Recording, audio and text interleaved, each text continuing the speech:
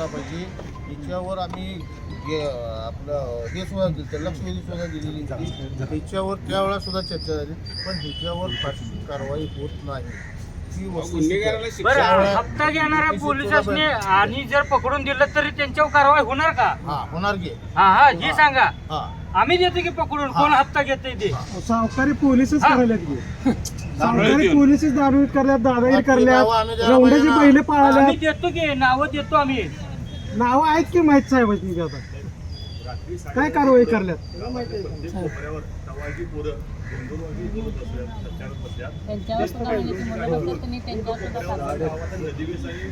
आवड्यांच्या माळाला जी गँग बसली ती पूर्ण बंद व्हायला पाहिजे.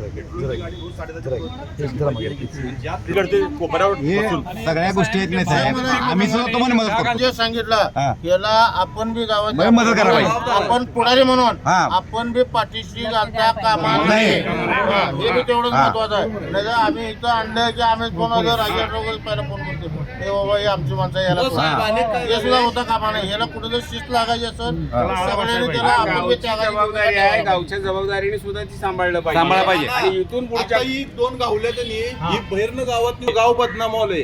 गाव काहीतरी पहिलं ठोक दिलं नाही. गाव लेवलला तो गावचा विषय.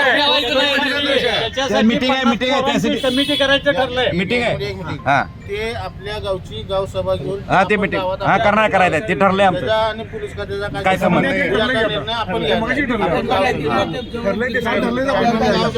काय करायचं त्याच्यावर निर्णय आपण करायचा. इथून पुढच्या काळामध्ये प्रत्येक पालकानं, बापानं किंवा आई वडिलांनी सुद्धा आपल्या मुलांच्या लोकसभेमध्ये बरेच लोक, मला वाटतं बहुतांश लोक होते आणि काही लोक नव्हते. काही लोकांच्या बोलण्यावर लक्षात येते की काल ते नव्हते. तर काल गाववाल्यांनी सर्वांनी आपल्या भावना तीव्रपणे व्यक्त आणि थेटपणे व्यक्त केलेल्या आहेत माझ्या समक्ष. त्याची नोंद मी वरिष्ठांपर्यंत, IG सरांपर्यंत पोहोचवलेली आहे, SP सरांपर्यंत. एक आणि 1 मिनिट त्याची नोंद घेऊन मी वरतीपर्यंत पोहोचवलेला आहे.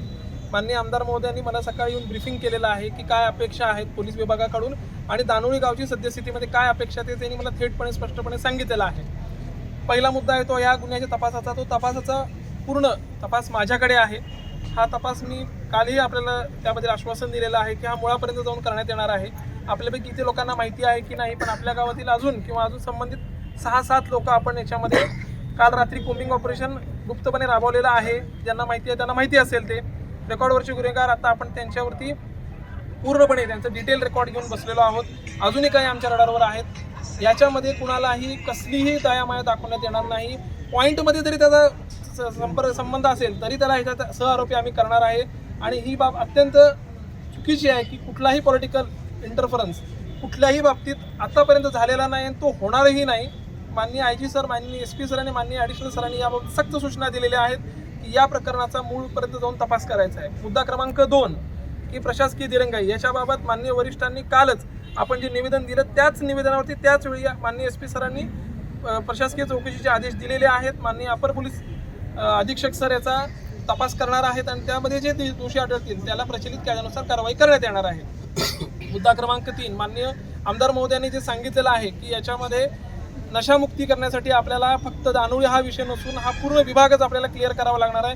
वारण्याच्या पलीकडे सांगली जिल्हा लागतो, त्यामुळे आपल्याला फक्त दानोळीपुरता विचार करून भागणार नाही आहे, तर व्यापक मोहीम हाती घ्यावी लागणार आहे. तर ती आपण मोहीम ऑलरेडी सुरू केलेली आहे. फक्त